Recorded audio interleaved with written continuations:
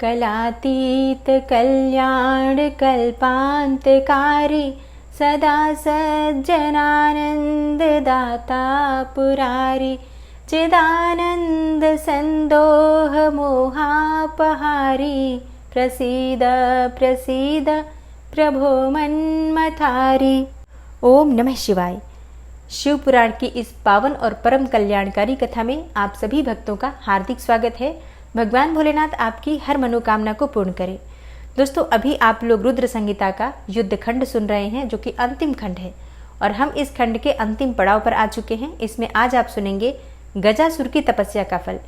गजासुर किस प्रकार से तपस्या करता है, फिर उसे कौन से वर की प्राप्ति होती है, फिर उसका अत्याचार जब बढ़ जाता है तो भगवान शिव द्वारा उसका वध भी कर दिया जाता है। उसके बाद भगवान शिव उसकी प्रार्थना से प्रसन्न होते हैं और उसका चर्म धारण करते हैं, जिसकी वजह से भगवान शिव का नाम पड़ता है कृत्तिवासा। और फिर भगवान भोलेनाथ की कृपा से कृत्तिवासेश्वर शिवलिंग की स्थापना होती है। ये सभी चीजें किस प्रकार से होती हैं, किस प्रकार से ये सब घटनाएं घटित होती हैं, ये सारी जानकारी आपको आज की कथा में मिलने वाली है। तो बहुत रोचक है आज की कथा, ज्ञानवर्धक भी है और आनंददायी। ये तो भगवान शिव की कथा का दूसरा नाम है। तो अब पूरे भक्तिभाव से प्रतिदिन की तरह आज की कथा का भी श्रवण करते हैं। सनत कुमार जी कहते हैं, हे व्यास जी, अब परम प्रेम पूर्वक शशि मौली शिव के उस चरित्र को भी श्रवण करो जिसमें उन्होंने त्रिशूल द्वारा दानवराज गजासुर का वध किया था। गजासुर कौन था? महिषासुर का पुत्र था। जब उसने सुना कि देवताओं से प्रेरित होकर देवी ने मेरे पिता को मार दिया था, तब उसका बदला लेने की भावना से उसने घोर तप किया। उसके तप की ज्वाला से सब लोग जलने लगे। देवताओं ने जाकर ब्रह्मा जी से अपना दुख कहा। तब ब्रह्मा जी ने उसके सामने प्रकट होकर उसके प्रार्थना के अनुसार उसे वरदान दे दिया। ब्रह्मा जी ने उसे वरदान दिया कि वह काम के वश होने वाले किसी भी स्त्री या पुरुष से नहीं मरेगा, महाबली और सबसे अजेय भी होगा। ब्रह्मा जी से ऐसा वर पाकर वह गर्व से भर गया। सब दिशाओं तथा सब लोकपालों के स्थानों पर उसने अधिकार कर लिया। अंत में भगवान शंकर की राजधानी आनंदवन काशी में जाकर वह सबको सताने लगा। देवताओं ने भगवान शंकर से प्रार्थना की। शंकर काम विजयी तो है ही, उन्होंने घोर युद्ध में उसे हराकर अपने त्रिशूल में पिरो लिया। तब उसने भगवान शंकर का स्तवन किया। शंकर ने उस पर प्रसन्न होकर इच्छित वर मांगने को कहा। तब गजासुर ने कहा, हे दिगंबर स्वरूप महेशान, यदि आप मुझ पर प्रसन्न हैं तो अपने त्रिशूल की अग्नि से पवित्र हुए मेरे इस चर्म को आप सदा धारण किए रहें। हे विभो, मैं पुण्य गंधों की निधि हूँ, इसलिए मेरा यह चर्म चिरकाल तक उग्र तपरूपी अग्नि की ज्वाला में पड़कर भी दग्ध नहीं हुआ है। हे दिगंबर, यदि मेरा यह चर्म पुण्यवान न होता तो रणांगण में इसे आपके अंगों का संग कैसे प्राप्त होता। हे शंकर, यदि आप तुष्ट हैं अर्थात संतुष्ट हैं तो मुझे एक दूसरा वर और दीजिए, वो ये कि आज से आपका नाम कृत्तिवासा विख्यात हो जाए। सनत कुमार जी कहते हैं, हे मुने, गजासुर की बातें सुनकर भक्तवत्सल शंकर ने परम प्रसन्नता पूर्वक महिषासुर नंदन गज से कहा, तथास्तु, अच्छा ऐसा ही होगा। तदनंतर प्रसन्नात्मा भक्तप्रिय महेशान उस दानवराज गज से, जिसका नाम भक्ति के कारण निर्मल हो गया था, पुनः बोले। ईश्वर ने कहा, हे दानवराज, तेरा यह पावन शरीर मेरे इस मुक्ति साधक क्षेत्र काशी में मेरे लिंग के रूप में स्थित हो जाए। इसका नाम कृत्तिवासेश्वर होगा। यह समस्त प्राणियों के लिए मुक्तिदाता, महान पातकों का विनाशक, संपूर्ण लिंगों में शिरोमणि और मोक्षप्रद होगा। यो कहकर देवेश्वर दिगंबर शिव ने गजासुर के उस विशाल चर्म को लेकर ओढ़ लिया। हे मुनीश्वर, उस दिन बहुत बड़ा उत्सव मनाया गया। काशी निवासी सारी जनता तथा प्रमथगण हर्षमगन हो गए। विष्णु और ब्रह्मा आदि देवताओं का मन हर्ष से परिपूर्ण हो गया। वे हाथ जोड़कर महेश्वर को नमस्कार करके उनकी स्तुति करने लगे। और अब आप सुनेंगे दुंदुभिर निहलाद नामक दैत्य का व्याघ्र रूप से शिव भक्त पर आक्रमण करने का विचार और भगवान शिव के द्वारा उसका वध। सनत कुमार जी कहते हैं, हे व्यास जी, अब मैं चंद्रमौली के उस चरित्र का वर्णन करूंगा जिसमें शंकर जी ने दुंदुभिर निहलाद नामक दैत्य को मारा था। तुम सावधान होकर श्रवण करो।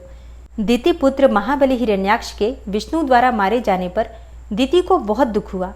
तब देवशत्रु दुंदुभिर निहलाद ने उनको आश्वासन देकर यह निश्चय किया कि देवताओं के बल ब्राह्मण हैं, ब्राह्मण नष्ट हो जाएंगे तो यज्ञ नहीं होंगे, यज्ञ न होने पर देवता आहार नहीं पाएंगे और आहार न पाने की वजह से वो निर्बल हो जाएंगे। तब मैं उन पर सहज ही विजय पालूंगा। यूं विचार कर वह ब्राह्मणों को मारने लगा। ब्राह्मणों का प्रधान स्थान वाराणसी है, यह सोचकर वह काशी पहुंचा और वन में वनचर बनकर समिधा लेते हुए, जल में जलचर बनकर स्नान करते हुए और रात में व्याघ्र बनकर सोते हुए ब्राह्मणों को खाने लगा। एक बार शिवरात्रि के अवसर पर एक भक्त अपनी पर्णशाला में देवाधिदेव शंकर का पूजन करके ध्यानस्थ बैठा था। बलाभिमानी दैत्यराज दुंदुभिर निहलाद ने व्याघ्र का रूप धारण करके उसे खा जाने का विचार किया, परंतु वह भक्त दृढ़ चित्त से शिव दर्शन की लालसा लेकर ध्यान में तल्लीन हो रहा था। इसके लिए उसने पहले से ही मंत्र रूपी अस्त्र का विन्यास कर लिया था। इस कारण वह दैत्य उस पर आक्रमण करने में समर्थ न हो सका। इधर सर्वव्यापी भगवान शंभु को उस दुष्ट रूप वाले दैत्य के अभिप्राय का पता लग गया। तब शंकर ने उसे मार डालने का विचार किया। इतने में ज्यों ही उस दैत्य ने व्याघ्र रूप से उस भक्त को अपना ग्रास बनाना चाहा, त्यों ही जगत की रक्षा के लिए मणि स्वरूप तथा भक्त रक्षण में कुशल बुद्धि वाले त्रिलोचन भगवान शंकर वहां प्रकट हो गए और उसे बगल में दबोचकर उसके सिर पर वज्र से भी कठोर घूंसे से प्रहार किया। उस मुष्टि प्रहार से तथा कांख में दबोचने से वह व्याघ्र अत्यंत व्यथित हो गया और अपनी दहाड़ से पृथ्वी तथा आकाश को कंपाता हुआ वह मृत्यु का ग्रास बन गया। उस समय उस भयंकर शब्द को सुनकर तपस्वियों का हृदय कांप उठा। वे रात में ही उस शब्द का अनुसरण करते हुए उस स्थान पर आ पहुंचे। वहां परमेश्वर शिव को बगल में उस पापी को दबाए हुए देखकर सब लोग उनके चरणों में पड़ गए और जय जयकार करते हुए उनकी स्तुति करने लगे। तदनंतर महेश्वर ने कहा, जो मनुष्य यहाँ आकर श्रद्धापूर्वक मेरे इस रूप का दर्शन करेगा, निस्संदेह मैं उसके सारे उपद्रवों को नष्ट कर दूंगा। जो मानव मेरे इस चरित्र को सुनकर और हृदय में मेरे इस लिंग का स्मरण करके संग्राम में प्रवेश करेगा, उसे अवश्य विजय की प्राप्ति होगी। हे मुने, जो मनुष्य व्याघ्रेश्वर के प्राकट्य से संबंध रखने वाले इस परमोत्तम चरित्र को सुनेगा अथवा दूसरे को सुनाएगा, पढ़ेगा या पढ़ाएगा, वह अपनी समस्त मनोवांछित वस्तुओं को प्राप्त कर लेगा और अंत में संपूर्ण दुखों से रहित होकर मोक्ष का भागी होगा। शिवलीला संबंधी अमृतमय अक्षरों से परिपूर्ण यह अनुपम आख्यान स्वर्ग, यश और आयु का देने वाला तथा पुत्र और पौत्र की वृद्धि करने वाला है। और अब आप सुनेंगे विदल और उत्पल नामक दैत्यों का पार्वती पर मोहित होना और पार्वती का कंदुक प्रहार द्वारा उनका काम तमाम करना और कंदुकेश्वर शिवलिंग की स्थापना और उनकी महिमा। सनत कुमार जी कहते हैं, हे व्यास जी, जिस प्रकार परमेश्वर शिव ने संकेत से दैत्य को लक्ष्य कराकर अपनी प्रिया द्वारा उसका वध कराया था, उसके उस चरित्र को तुम परम प्रेम पूर्वक श्रवण करो। विदल और उत्पल नामक दो महादैत्य थे। उन्होंने ब्रह्मा जी से किसी पुरुष के हाथ से न मरने का वर प्राप्त करके सब देवताओं को जीत लिया था। तब देवताओं ने ब्रह्मा जी के पास जाकर अपना दुख सुनाया। उनकी कष्ट कहानी सुनकर ब्रह्मा जी ने उनसे कहा, तुम लोग शिवा सहित शिव का आदर पूर्वक स्मरण करके धैर्य धारण करो। वे दोनों दैत्य निश्चय ही देवी के हाथों मारे जाएंगे। शिवा सहित शिव परमेश्वर कल्याणकर्ता और भक्त वत्सल हैं। वे शीघ्र ही तुम लोगों का कल्याण करेंगे। सनत कुमार जी कहते हैं, हे मुने, देवों से इस प्रकार कहकर ब्रह्मा जी शिव का स्मरण करते हुए मौन हो गए। तब देवगण भी आनंदित होकर अपने अपने धाम को लौट गए। एक समय नारद जी के द्वारा पार्वती के सौंदर्य की प्रशंसा सुनकर वे दोनों दैत्य उनका अपहरण करने की बात सोचने लगे और पार्वती जी जहाँ गेंद उछाल रही थी वहीं वे जाकर आकाश में विचरने लगे। वे दोनों घोर दुराचारी थे। उनका मन अत्यंत चंचल हो रहा था। वे गणों का रूप धारण करके अंबिका के निकट आए। तब दुष्टों का संहार करने वाले शिव ने अवहेलना पूर्वक उनकी ओर देखकर उनके नेत्रों से प्रकट हुई चंचलता के कारण तुरंत उन्हें पहचान लिया। फिर तो सर्वस्वरूपी महादेव ने दुर्गति नाशनी दुर्गा को कटाक्ष द्वारा सूचित कर दिया कि ये दोनों दैत्य हैं, गण नहीं। हे तात, तब पार्वती अपने स्वामी महाकौतुकी परमेश्वर शंकर के उस नेत्र संकेत को समझ गई और तदनंतर सर्वज्ञ शिव की अर्धांगिनी पार्वती ने उस संकेत को समझकर उसी गेंद से एक साथ ही उन दोनों पर चोट की। तब महादेवी की गेंद से आहत होकर वे दोनों महाबली दुष्ट दैत्य चक्कर काटते हुए उसी प्रकार भूतल पर गिर पड़े जैसे कि वायु के झोंके से चंचल होकर दो पके हुए ताड़ के फल अपनी डंठल से टूट कर गिर पड़ते हैं, अथवा जैसे वज्र के आघात से महागिरी के दो शिखर ढह जाते हैं। इस प्रकार अकार्य करने के लिए उद्यत उन दोनों महादैत्यों को धराशायी करके वह गेंद लिंग रूप में परिणत हो गया। समस्त दुष्टों का निवारण करने वाला वह लिंग कंदुकेश्वर के नाम से विख्यात हुआ और ज्येष्ठेश्वर के समीप स्थित हो गया। काशी में स्थित कंदुकेश्वर लिंग दुष्टों का विनाशक, भोग और मोक्ष का प्रदाता और सर्वदा सत्पुरुषों की समस्त कामनाओं को पूर्ण करने वाला है। हे तात, जो मनुष्य इस अनुपम आख्यान को हर्षपूर्वक सुनता, सुनाता अथवा पढ़ता है, उसे भय का दुख कहाँ। वह इस लोक में नाना प्रकार के संपूर्ण उत्तमोत्तम सुखों को भोग कर अंत में देव दुर्लभ दिव्य गति को प्राप्त कर लेता है। ब्रह्मा जी कहते हैं, हे मुनि सत्तम, मैंने तुमसे रुद्र संहिता के अंतर्गत इस युद्ध खंड का वर्णन कर दिया। यह खंड संपूर्ण मनोरथों का फल प्रदान करने वाला है। इस प्रकार मैंने पूरी की पूरी रुद्र संहिता का वर्णन कर दिया। यह शिव जी को सदा परम प्रिय है और भुक्ति मुक्ति रूप फल प्रदान करने वाली है। सूत जी कहते हैं, इस प्रकार शिवानुगामी ब्रह्मपुत्र नारद शंकर के उत्तम यश को तथा शिव शतनाम को सुनकर कृतार्थ हो गए। यूं मैंने संपूर्ण चरित्रों में प्रधान तथा कल्याण कारक यह ब्रह्म और नारद का संवाद पूर्ण रूप से कह दिया। अब तुम्हारी और क्या सुनने की इच्छा है। रुद्र संहिता का पंचम खंड युद्ध खंड संपूर्ण हुआ। दोस्तों, रुद्र संहिता में 5 खंड हैं। प्रथम खंड है सृष्टि खंड, द्वितीय खंड है सती खंड और तृतीय खंड पार्वती खंड, चतुर्थ खंड है कुमार खंड और पंचम खंड है युद्ध खंड। इस प्रकार से आपने संपूर्ण रुद्र संहिता का श्रवण कर लिया और अब आप आज से सुनेंगे शतरुद्र संहिता। शतरुद्र संहिता में भगवान शिव के अवतारों का वर्णन है, किस प्रकार से उन्होंने कब कब कौन कौन से अवतार लिए और किस कारण से वो अवतार लिए गए। इन सभी बातों का वर्णन आपको शतरुद्र संहिता में विस्तृत रूप से सुनने को मिलेगा।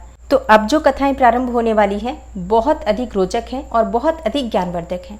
तो जिस प्रकार से आपने अब तक धैर्यपूर्वक पूरे भक्तिभाव से कथाओं का श्रवण किया है, आगे भी उम्मीद करती हूँ आप लोग इसी प्रकार से कथा सुनेंगे। शतरुद्र संहिता के प्रथम अध्याय में आप सुनने वाले हैं भगवान शिव के 5 अवतार, जिनके नाम हैं सद्योजात, वामदेव, तत्पुरुष, अघोर और ईशान। इन 5 अवतारों का वर्णन आपको प्रथम अध्याय में अभी सुनने को मिलेगा। तो सबसे पहले भगवान शिव की स्तुति है, जिसे आप पूरे भक्ति भाव से करने वाले हैं। सबसे पहले नीलकंठ महादेव का ध्यान कीजिए, जो कैलाश के शिखर पर विराजमान है, ध्यान में स्थित है, जो परमानंद हैं, जिनकी लीलाएं अनंत हैं, जो ईश्वरों के भी ईश्वर हैं, सर्वव्यापक हैं, महान हैं, गौरी के प्रियतम हैं तथा स्वामी कार्तिकेय और विघ्नराज गणेश को उत्पन्न करने वाले हैं। उन आदिदेव शंकर की मैं वंदना करता हूँ। शौनक जी ने कहा, हे महाभाग सूत जी, आप तो पुराणकर्ता व्यास जी के शिष्य हैं तथा ज्ञान और दया की निधि हैं। इसलिए अब आप शंभु के उन अवतारों का वर्णन कीजिए, जिनके द्वारा उन्होंने सत्पुरुषों का कल्याण किया है। सूत जी बोले, हे शौनक जी, आप तो मननशील व्यक्ति हैं, अतः अब मैं आपसे शिव जी के उन अवतारों का वर्णन करता हूँ। आप अपनी इंद्रियों को वश में करके सद्भक्ति पूर्वक मन लगाकर श्रवण कीजिए।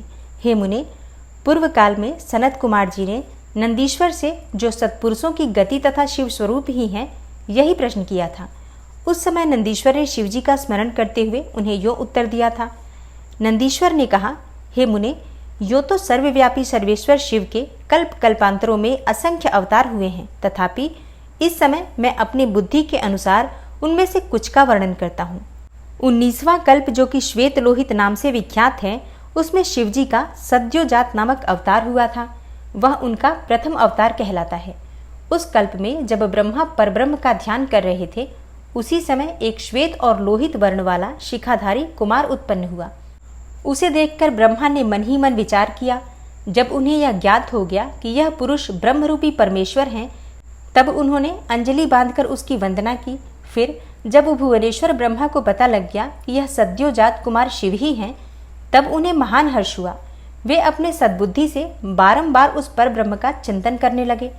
ब्रह्मा जी ध्यान कर ही रहे थे कि वहां श्वेत वर्ण वाले 4 यशस्वी कुमार प्रकट हुए। वे परमोत्कृष्ट ज्ञान संपन्न तथा पर ब्रह्म के स्वरूप थे। उनके नाम थे सुनंद, नंदन, विश्वनंद और उपनंदन। ये सब के सब महात्मा थे और ब्रह्मा जी के शिष्य हुए। इनसे वह ब्रह्मलोक व्याप्त हो गया।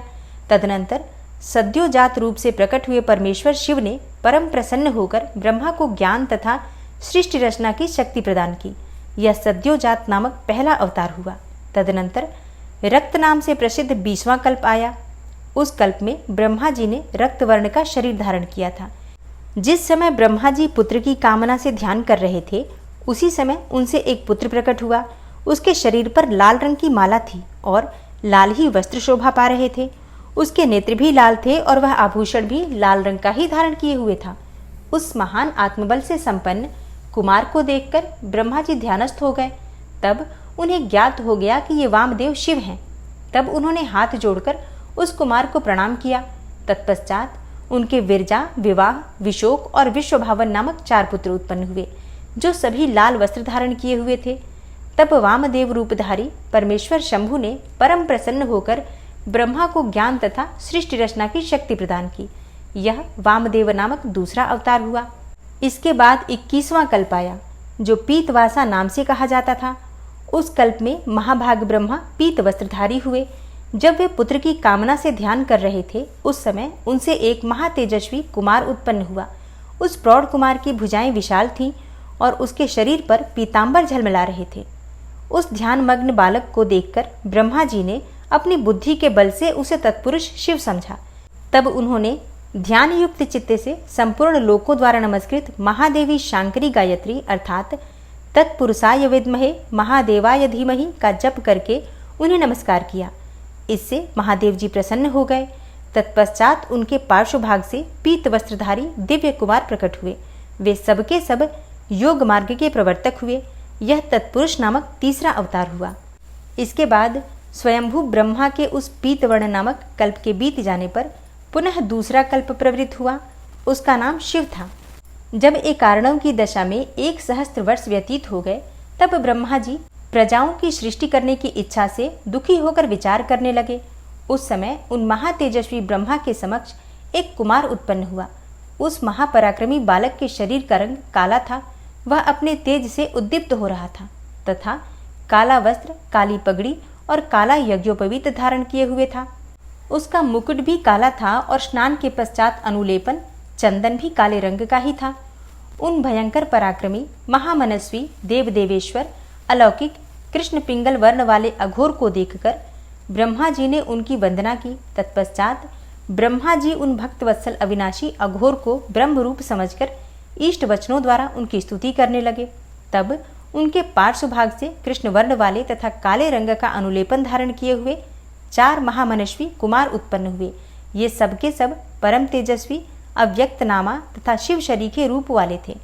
उनके नाम थे कृष्ण, कृष्णशिख, कृष्णास्य और कृष्ण कंठधृक। इस प्रकार उत्पन्न होकर इन महात्माओं ने ब्रह्मा जी की सृष्टि रचना के निमित्त महान अद्भुत घोर नामक योग का प्रचार किया। यह अघोर नामक चौथा अवतार हुआ। हे मुनीश्वरों, तदनंतर ब्रह्मा का दूसरा कल्प प्रारंभ हुआ। यह परम अद्भुत था और विश्वरूप नाम से विख्यात था। उस कल्प में जब ब्रह्मा जी पुत्र की कामना से मन ही मन शिवजी का ध्यान कर रहे थे, उसी समय महान सिंहनाद करने वाली विश्वरूपा सरस्वती प्रकट हुई तथा उसी प्रकार परमेश्वर भगवान ईशान प्रादुर्भूत हुए, जिनका वर्ण शुद्ध स्फटिक के समान उज्ज्वल था और जो समस्त आभूषणों से विभूषित थे। उन अजन्मा, सर्वव्यापी, सर्वांतर्यामी, सब कुछ प्रदान करने वाले, सर्वस्वरूप, सुंदर रूप वाले तथा अरूप ईशान को देखकर ब्रह्मा जी ने उन्हें प्रणाम किया। तब शक्ति सहित विभु ईशान ने भी ब्रह्मा को सन्मार्ग का उपदेश देकर 4 सुंदर बालकों की कल्पना की। उन उत्पन्न हुए शिशुओं का नाम था जटी, मुंडी, शिखंडी और अर्धमुंड। वे योगानुसार सदधर्म का पालन करने वाले योग गति को प्राप्त हो गए। यह ईशान नामक 5वां अवतार हुआ। हे सर्वज्ञ सनत कुमार जी, इस प्रकार मैंने जगत की हित की कामना से सद्योजात आदि अवतारों का प्राकट्य संक्षेप से वर्णन किया। उनका वह सारा लोक हितकारी व्यवहार यथा तथ्य रूप से ब्रह्मांड में वर्तमान है। महेश्वर की ईशान, पुरुष, घोर, वामदेव और ब्रह्म, ये 5 मूर्तियां विशेष रूप से प्रसिद्ध हैं। इनमें ईशान, जो कि शिव स्वरूप तथा सबसे बड़ा है, पहला कहा जाता है। यह साक्षात प्रकृति के भोक्ता क्षेत्रज्ञ में निवास करता है। शिव जी का दूसरा स्वरूप तत्पुरुष नाम से ख्यात है। वह गुणों के आश्रय रूप तथा भोग्य सर्वज्ञ में अधिष्ठित है। पिनाकधारी शिव का जो अघोर नामक तीसरा स्वरूप है, वह धर्म के लिए अंगों सहित बुद्धि तत्व का विस्तार करके अंदर विराजमान रहता है। वामदेव नाम वाला शंकर का चौथा स्वरूप अहंकार का अधिष्ठान है, वह सदा अनेकों प्रकार का कार्य करता रहता है। विचारशील बुद्धिमानों का कथन है कि शंकर का ईशान संज्ञक स्वरूप सदा कर्ण, वाणी और सर्वव्यापी आकाश का अधीश्वर है तथा महेश्वर का पुरुष नामक रूप त्वक, पाणी और स्पर्श गुण विशिष्ट वायु का स्वामी है। मनीषी गण अघोर नाम वाले रूप को शरीर, रस, रूप और अग्नि का अधिष्ठान बतलाते हैं।